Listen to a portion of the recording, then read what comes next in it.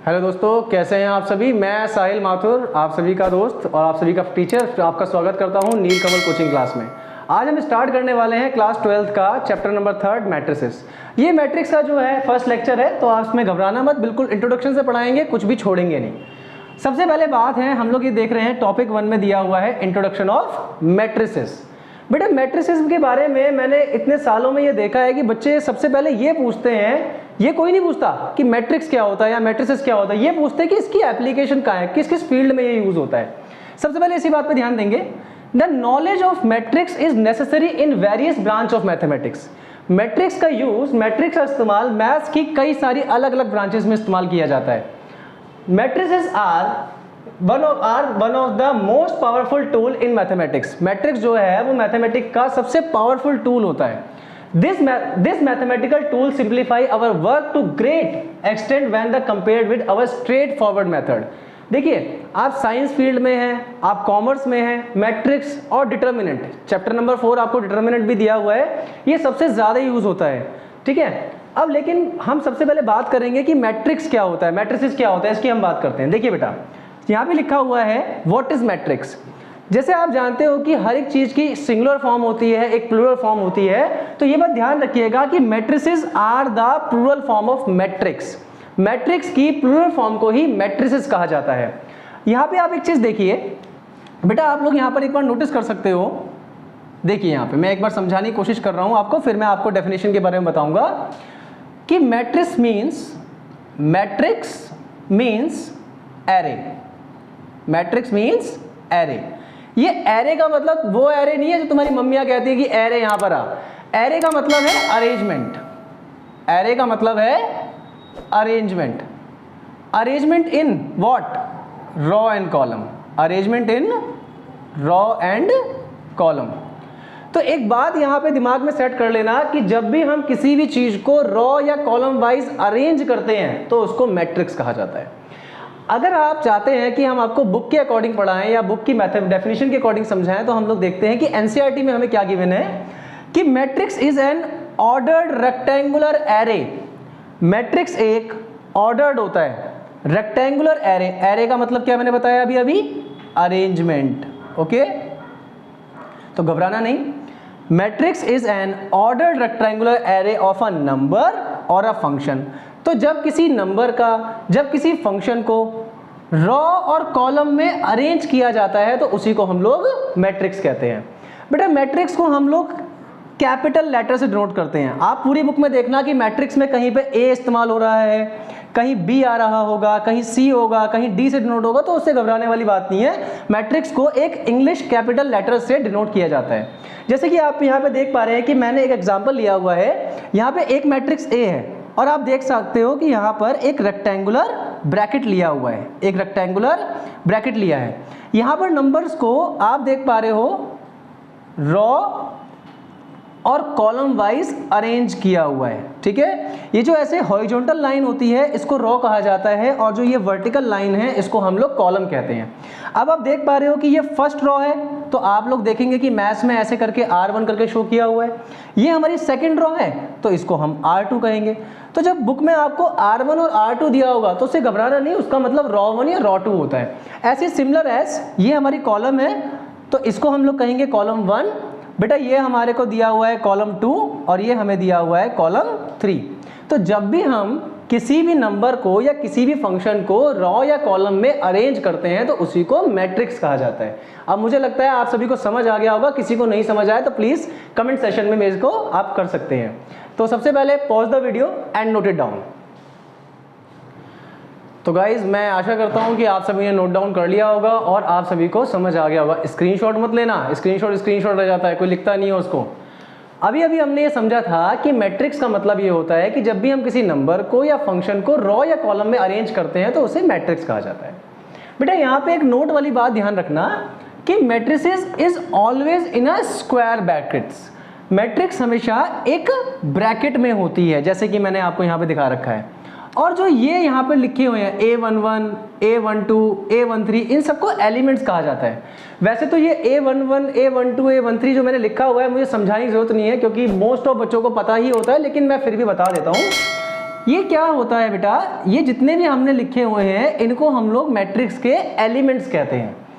A11 का क्या मतलब है, जैसे मैंने लिखा है A11 या मैंने यहाँ पे लिखा है A22 या यहाँ पे लिखा है मैंने A31, मैंने ये सब लिखा हुआ है। फर्स्ट होता है रॉ और ये होता है सेकंड कॉलम। तो आप यहाँ पे देख पा रहे हो ये R1 है और ये कॉलम 1 है।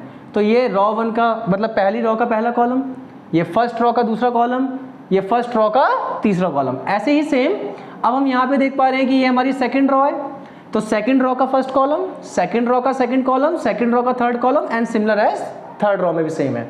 यहाँ पे आप एक बात ध्यान रखने का कि मैट्रिक्स का एक ऑर्डर होता है, उस ऑर्डर को हम m इंटू एन से रिप्रेजेंट करते हैं, m इंटू एन। अच्छा, कुछ बुक्स के अंदर ना i और j का इस्तेमाल भी किया जाता है, तो उससे कोई फर्क नहीं है, आप i लगा लो, आप m लगा लो, बोथ आर सिमिलर्स। i का मतलब भी रॉ होता है, j का मतलब कॉलम होता है। तो यहाँ पे मैंने यही चीज़ का इस्तेमाल किया हुआ है कि यहाँ पे देख पा रहे हो कि हर एक मैट्रिक्स का एक ऑर्डर होता है, हर एक मैट्रिक्स का एक ऑर्डर होता है, m in the sense raw और n in the sense column. बेटा हमेशा रॉ पहले रीड किया जाता है और कॉलम को हम लोग बाद में रीड करते हैं, ये बात ध्यान रखिएगा। मैं समझता हूँ इतनी बात आप सबको समझ आ गई होगी। उसके बाद मैट्रिक्स के अंदर हमारे को सेकंड टॉपिक समझना होता है कि how many types of matrices. आप यहाँ पे देख सकते हैं कि मैंने यहाँ लिखा हुआ है टाइप ऑफ मैट्रिक्स। सबसे पहले देखिए, सबसे पहले होता है रॉ मैट्रिक्स, फिर कॉलम मैट्रिक्स, फिर स्क्वायर मैट्रिक्स, फिर डायगोनल मैट्रिक्स, फिर स्केलर मैट्रिक्स, फिर आइडेंटिकल मैट्रिक्स। तो एक एक करके हम लोग आएंगे। बेटा सबसे पहले आपकी बुक्स में आपने देखा होगा, जैसे ही आप अपना थर्ड चैप्टर ओपन करेंगे अपनी एनसीईआरटी बुक में, तो आपको यहाँ पे दिखाई देगा टाइप ऑफ मैट्रिक्स, और टाइप ऑफ मैट्रिक्स में सबसे पहले दिया हुआ है रॉ मैट्रिक्स के बारे में। बेटा जब किसी भी मैट्रिक्स में सिर्फ एक ही रॉ होती है उसे हम लोग रॉ मैट्रिक्स कहते हैं, जैसे कि 1 2 3। आप एग्जाम्पल में देख सकते हो कि यहाँ पर रॉ तो एक ही है, लेकिन हमारे पास कॉलम कितनी है, कॉलम हमारे पास 3 है, यहाँ पे आप लोग देख सकते हैं। तो मैंने अभी आपको बताया कि जब किसी मैट्रिक्स में सिर्फ एक ही रॉ होती है उसको रॉ मैट्रिक्स बोलते हैं। कॉलम कितने हैं उससे कोई फर्क वाली बात नहीं है, लेकिन रॉ एक ही होना चाहिए, इसको बोलते हैं हम रॉ मैट्रिक्स। दूसरा आता है रॉ के बाद कॉलम मैट्रिक्स। जब किसी मैट्रिक्स में सिर्फ एक ही कॉलम होगा, मतलब कि एक से ज्यादा कॉलम नहीं होने चाहिए। अब आप देख पा रहे हो यहाँ पर कॉलम तो मुझे एक ही दिया है, लेकिन रॉ मेरे को 3 दिए हुए हैं। तो जब किसी मैट्रिक्स में सिर्फ एक ही रॉ होता है उसे बोलते हैं रॉ मैट्रिक्स। इसमें कोई भी मुश्किल वाली बात नहीं है, लेकिन एग्जाम के लिए ज्यादा इंपॉर्टेंट है स्क्वायर मैट्रिक्स, और यहां से सीरियस ही होना, ठीक है। स्क्वायर मैट्रिक्स को ध्यान से समझना, क्योंकि स्क्वायर मैट्रिक्स में से ही क्वेश्चंस आते हैं, इसी से क्वेश्चंस बनाए जाते हैं, सीबीएसई में सबसे ज्यादा बनाए जाते हैं। When matrix has equal number of row और column, जब मैट्रिक्स में नंबर ऑफ रॉ और नंबर ऑफ कॉलम इक्वल होते हैं तो उसको हम लोग स्क्वायर मैट्रिक्स बोलते हैं। जैसे कि देखिए मैंने यहाँ पर लिख रखा है, ये हमारे लिए इंपॉर्टेंट है, ये चीज हमारे लिए इंपॉर्टेंट है कि जब number of row equal to number of column दिया होता है तो उसे हम लोग बोलते हैं स्क्वायर मैट्रिक्स। जैसे कि आप यहाँ पे देख सकते हो, मैंने एक एग्जाम्पल दिया हुआ है, एक मैट्रिक्स ए दिया हुआ है जिसके एलिमेंट्स क्या क्या है, 1 2 3 4। अब यहाँ पे आप देखिए रॉ भी हमारे पास 2 हैं और कॉलम भी हमारे पास 2 हैं। तो आप यहाँ पे देख पा रहे हो कि नंबर ऑफ रॉ इक्वल है नंबर ऑफ कॉलम के, इसको बोलते हैं हम स्क्वायर मैट्रिक्स।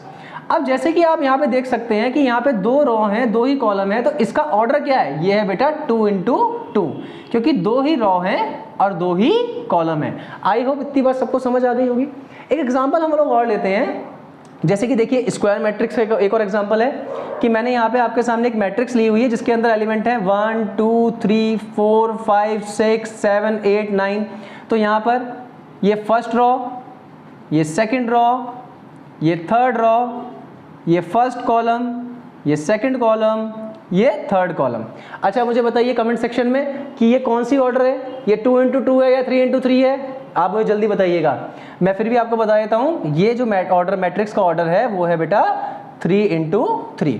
आप सबको इतनी बात शायद समझ आ गई होगी। तो मैं सबसे पहले आपसे रिक्वेस्ट करता हूँ कि आप सब इस चीज़ को नोट डाउन कर लीजिए और उसके बाद मैं आपको आगे का टॉपिक समझाता हूँ।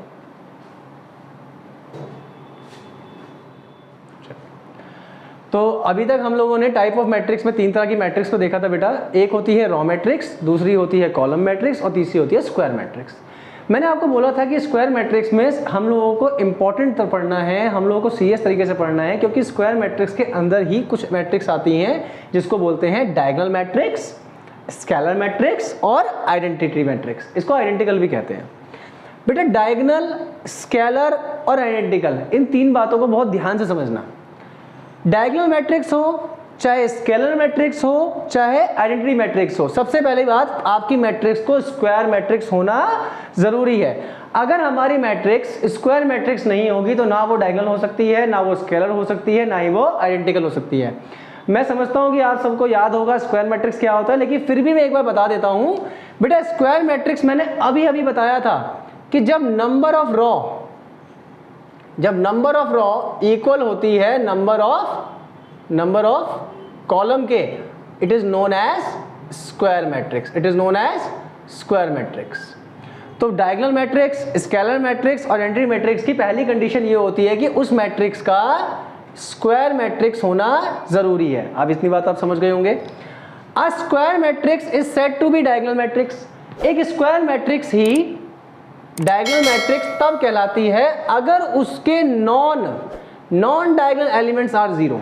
अब बेटा एक बात ध्यान रखना, हम लोग जब छोटी क्लास में थे तो हमें ये पढ़ाया गया था कि ये ना हमारा रेक्टेंगल है, हमें ऐसे पढ़ाया गया था कि ये हमारा रेक्टेंगल है। भाई ड्राइंग पे मत जाना यार, समझाने के लिए। तो ये हमारा एक रेक्टेंगल है जिसमें हमारे ये जो ऐसे हम बनाते थे इसको हम लोग डायगोनल्स बोलते थे, और जो बच्चे हिंदी मीडियम के हैं वो लोग विकर्ण कहते थे। तो बेटा ये जो ऐसे बना होता है इनको हम डायगोनल कहते हैं। लेकिन मैट्रिक्स चैप्टर में हम जब डायगोनल की बात करेंगे तो हम सिर्फ ऐसे बात करेंगे, हम इस तरीके से डायगोनल की बात नहीं करेंगे। डायगोनल का मतलब है जब आप ऐसे हो चलोगे, आपको ऐसे डायगोनल कभी भी मैट्रिक्स में नहीं देखना। तो अब यहाँ पे प्लीज वापस आइए कि एक स्क्वायर मैट्रिक्स डायगोनल मैट्रिक्स तब कहलाती है अगर उसके डायगोनल एलिमेंट्स को छोड़कर बाकी एलिमेंट जीरो होने चाहिए। इन्होंने क्या लिखा है कि इट्स नॉन डायगोनल का मतलब आप इस चीज को ध्यान से देखिए, ये बाकी जितने भी एलिमेंट्स हैं ये सब नॉन डायगोनल हैं। Non diagonal elements are zero. अब यहाँ पे आप देख पा रहे हो, यहाँ पे 8 दिया है, यहाँ पे 2 दिया है, यहाँ पे 1 दिया है, और बाकी एलिमेंट्स क्या दिए हैं बेटा? जीरो। तो इसको बोलते हैं हम लोग डायगोनल मैट्रिक्स। मैंने आपके लिए देखिए लिख भी दिया है कि ये हमारा क्या है, ये डायगोनल। आप कभी भी, बहुत सारे बच्चे क्या करते हैं, मैं ब्लू मार्कर से दिखाता हूँ, वो डायगोनल को ना ऐसे देखते हैं। बेटा मैथ्स में मैट्रिक्स के अंदर डायगोनल को ऐसे कभी भी नहीं देखना है, इस बात का ध्यान रखिएगा। अब डायगोनल मैट्रिक्स के बाद अगली चीज आती है, उसको बोलते हैं स्केलर मैट्रिक्स। एक मैट्रिक्स जिसके डायगोनल एलिमेंट्स आर इक्वल। आप देखिए यहां पर 3 0 0 0 3 0 0 0 3। अगर हमारे डायगोनल एलिमेंट इक्वल होंगे 1 को छोड़कर, यहां पर 1 नहीं होना चाहिए, इस बात का ध्यान रखना, मैं भी समझाऊंगा क्यों।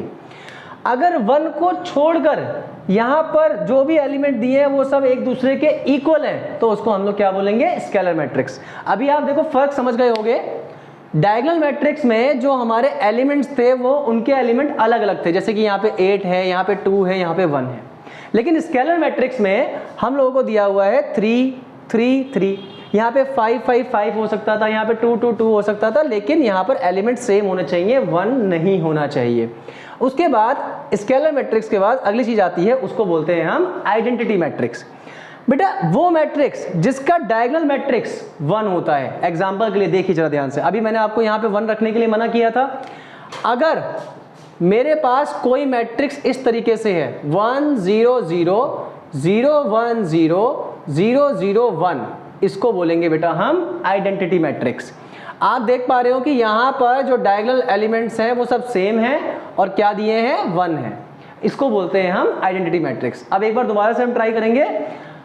डायगोनल मैट्रिक्स वो जिसके डायगोनल एलिमेंट्स को छोड़कर बाकी एलिमेंट जीरो होते हैं और नंबर अलग अलग होते हैं। स्केलर मैट्रिक्स वो जिसमें जितने भी डायगोनल एलिमेंट्स हैं वो इक्वल होते हैं, 1 नहीं होना चाहिए। स्केलर मैट्रिक्स में डायगोनल एलिमेंट में 1 नहीं होना चाहिए, उसको बोलते हैं हम स्केलर मैट्रिक्स। और तीसरा हमें दिया हुआ है आइडेंटिटी मैट्रिक्स। जब हमारे डायगोनल एलिमेंट हमें क्या दिए होते हैं? 1 दिए होते हैं, उसको हम लोग बोलते हैं बेटा आइडेंटिटी मैट्रिक्स। आइडेंटिटी मैट्रिक्स में एक बात ध्यान रखना, अगर आपको 2 इंटू 2 बनानी है, मतलब फॉर एग्जाम्पल आपसे आई की वैल्यू पूछी गई है 2 इंटू 2 में, 2 इंटू 2 का मतलब जिसमें 2 रो और 2 कॉलम होने चाहिए, तो उस समय आई की वैल्यू होती है 1001। ये बच्चों बात ध्यान रखना, आपको बुक में कभी नहीं दिया जाएगा, आपको देखना पड़ेगा कि आपको आइडेंटिटी की मैट्रिक्स की जो वैल्यू है वो आपको 2 इंटू 2 रखनी है या 3 इंटू 3 रखनी है, आपके सिलेबस में इतना ही है अभी। और अगर हमारे को 3 इंटू 3 मतलब कि 3 रॉ और 3 कॉलम वाली आइडेंटिटी मैट्रिक्स चाहिए, तो बेटा उसकी वैल्यू होती है 100010001। इस बात को हम लोग समझ चुके हैं, ठीक है। मैं समझता हूं आप सभी को इतनी बात समझ आ गई होगी। तो ये था हमारा मैट्रिक्स का इंट्रोडक्शन पार्ट। उसके बाद अभी हमारे पास इक्वालिटी ऑफ मैट्रिक्स भी है, हमारे पास एडिशन ऑफ मैट्रिक्स भी है, हमारे पास रॉ ऑपरेशन मैट्रिक्स भी है। तो हम लोग सेकंड पार्ट में इसका डिस्कस करेंगे, लेकिन मैं चाहता हूं कि आप सभी इस चीज को बहुत ध्यान से समझें, क्योंकि मैट्रिक्स पढ़ने के लिए बेटा ये इंट्रोडक्शन सबसे ज्यादा इंपॉर्टेंट है। क्योंकि जब आपको क्वेश्चंस में डायगोनल मैट्रिक्स की बात करेगा या आइडेंटिटी की बात करेगा और आपको इंट्रोडक्शन के बारे में कुछ पता ही नहीं है, तो फिर आपको ऐसा लगेगा कि भैया सब कुछ बाउंसर जा रहा है, हमें कुछ भी समझ नहीं आ रहा है। तो आज के लिए इतना ही है, बाकी हम आपसे मिलते हैं नेक्स्ट पार्ट में। प्लीज वीडियो को लाइक करिए, शेयर करिए, सब्सक्राइब करिए, यही हमारी फीस है यार, इतना कर दीजिए। Thank you.